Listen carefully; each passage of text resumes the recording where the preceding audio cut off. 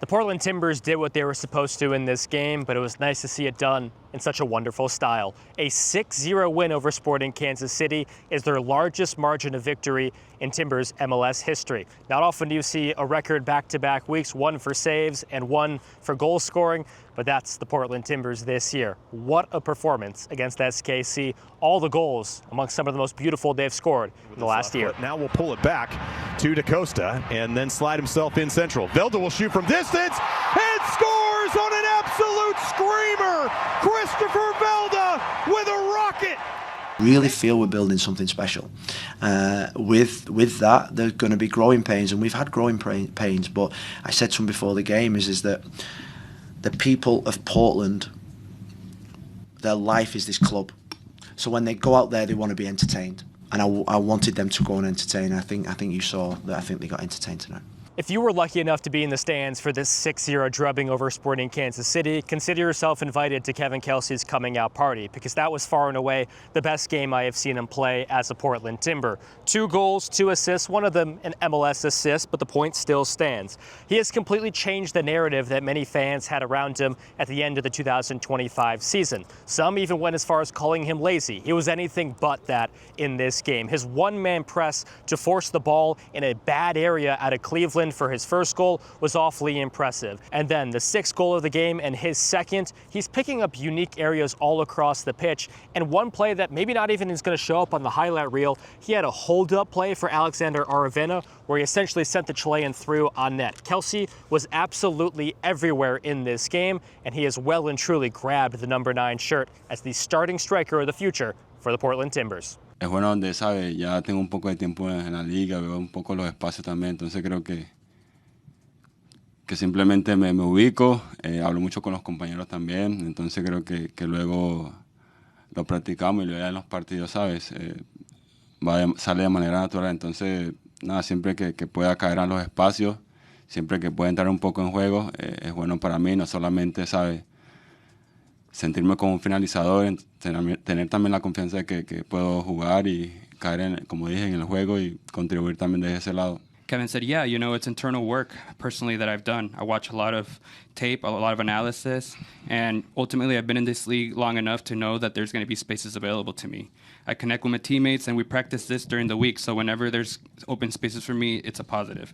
I feel like once I'm able to find spaces to finish, I can get my confidence in my game. The Timbers well and truly proved they can break down a low block. It troubled Seattle last week when they drew Sporting Kansas City 1-1, and it was a blueprint that worked against the Timbers in 2025, a big reason they only won 1 game after the Leagues Cup break. But what I want to still be proved is the Timbers can have this type of offensive explosion, maybe not 6, but in the realm of 2 to 3 against teams that press them and do not give them time in midfield. David DaCosta's one-touch ability throughout the midfield, Christopher Velda's moment of magic, congratulations to him and his fiancée on expecting a baby, and all the above just prove that the Timbers can get it done against teams that are willing to sit back and defend. I wanted to make sure that we didn't drop off.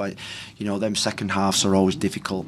It's human nature. It's the mental side of the second half is that we're probably in a little bit of cruise mode. So it was the clean sheet mentality. It was keeping possession of the ball, making sure that we stuck to our principles, and I knew that I could get some of the players that probably been deserving to start.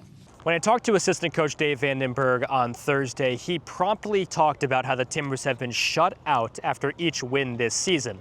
That is now the next question for Montreal on Wednesday, a place they have not played since losing there in a crucial game in 2023. What seems to motivate Portland is losing, and what seems to drop their level is winning. Phil Neville said he's sick and tired of the inconsistency on Tuesday and Thursday this week. Now it's time to prove that a 6-0 result can propel your confidence to another result in Montreal and ultimately Miami. Phil said at post-game that we can't be satisfied with a win like this. We've won, then we've lost. We've won, then we've lost. I think for us, we need to, like you said, build momentum and and stack wins.